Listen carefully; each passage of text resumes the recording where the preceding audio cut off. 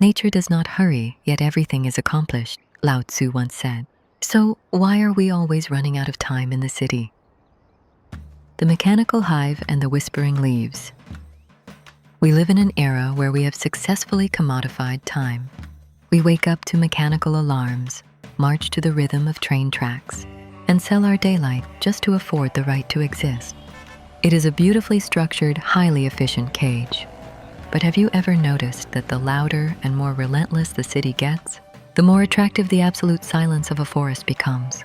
Think of the modern city as a massive, hyper-efficient clockwork machine, and we are its cogs, constantly turning, constantly generating friction. This friction creates a peculiar type of heat, an inner burning known as an existential crisis. We begin to ask ourselves in the middle of the night, is this truly all there is? Am I actually living a life, or am I merely preventing myself from dying? When the concrete walls start to feel suffocating, our deepest instincts don't drive us toward better technology or faster internet. They pull us backward toward the soil. We seek out the forest not just for a scenic view or fresh air, but to remember a fundamental truth that the modern economy forcefully makes us forget, that we are biological creatures meant to coexist with the earth, not mechanical parts designed to be worn out and replaced. Nietzsche, The Weight of Living, and the Perennial Tree. The German philosopher Friedrich Nietzsche once introduced a terrifying thought experiment called the eternal recurrence. Imagine a demon creeps into your loneliest loneliness and tells you that this exact life, with every single detail, will have to be lived by you countless times more. Every specific pain, every fleeting joy, every mundane 9-to-5 shift, and every moment of exhaustion, repeated for eternity in the exact same sequence. Would you fall to the ground, curse the demon, and succumb to despair? Or would you welcome it as the ultimate blessing? In the heart of the city, under the pressure of endless bills and repetitive routines, the weight of this eternal repetition can easily drive a person mad. It makes our existence feel like the myth of Sisyphus, forever rolling a heavy boulder up a steep hill, only to watch it roll back down to the bottom, day after day, week after week. But consider a tree in the wild. A perennial tree stands in the exact same spot for decades, experiencing the relentless repetition of seasons, spring, summer, autumn, winter, over and over again. Yet the tree does not suffer from burnout. It doesn't agonize over its purpose or complain about its lack of progress. It simply is. When we run to nature, we are subconsciously looking for that Nietzschean strength to embrace our own existence, to find beauty in our own repetitive cycles, and to learn how to grow deep, unshakable roots despite the unpredictable storms around us. Let's pause for a moment. If you're enjoying this video so far, please take a second to subscribe to Weltgeist-Leinwand for more philosophical journeys. Now, let's look closer at the noise that surrounds us. The cage of noise and the language of the wind. The city is never truly quiet. Even when the streets are empty at 3 a.m., there is a low-frequency hum vibrating through the air, the sound of air conditioners, distant highway traffic, and the invisible waves of digital data passing through our bodies. This constant noise acts like a thick, grimy layer of dust on the mirror of our consciousness. We can no longer see our true selves clearly because our minds are constantly occupied by reacting to external stimulation. We are trapped in a state of being perpetually plugged in. French philosopher Jean Baudrillard talked extensively about hyperreality, a psychological state where simulations of reality completely replace reality itself. The city is the ultimate hyperreal space. It is an environment densely filled with signs, brands, status symbols, and social constructs that dictate exactly how we should feel, what we should buy, and who we need to become to be considered successful. Nature, however, speaks an entirely different language. It is the language of absolute subtraction. The wind blowing through the leaves doesn't have an agenda.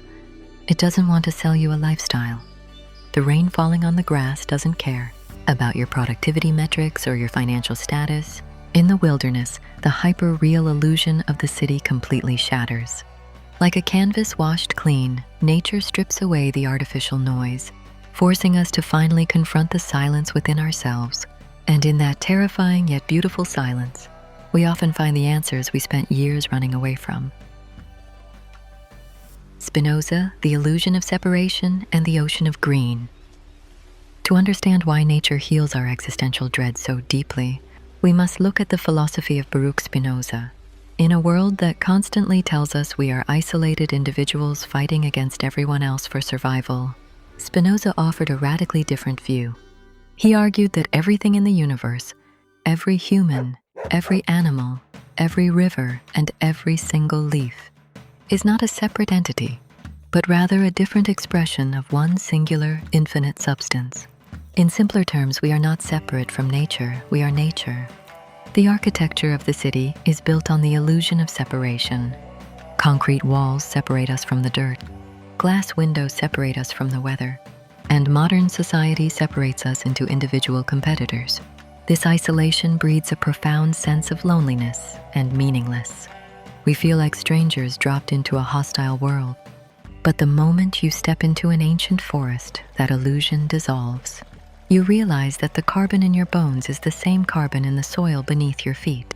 The water in your veins moves with the same rhythm as the mountain streams. When you look at an ocean of green leaves, you are not looking at a pretty background.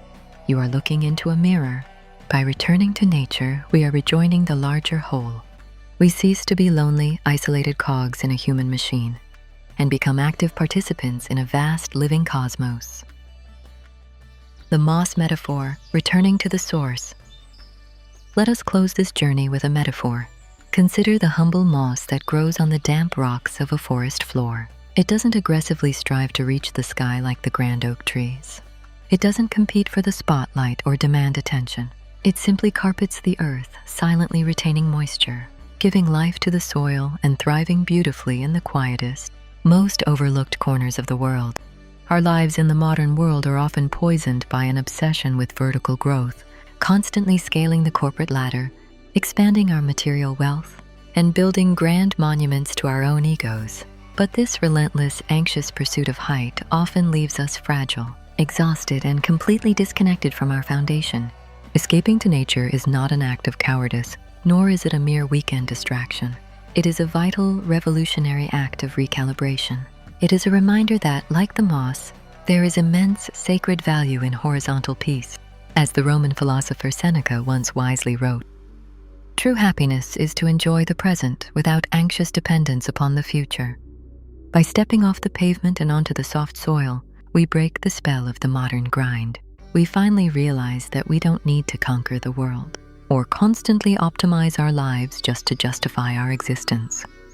Sometimes, just sitting quietly among the leaves, breathing in the scent of wet earth, and existing in the present moment is more than enough. Thank you for watching. I hope you find the peace and clarity you've been searching for amidst the noise of the world. If this philosophical journey resonated with you, please subscribe to the channel, leave a like, and share your thoughts in the comments below. See you in the next video.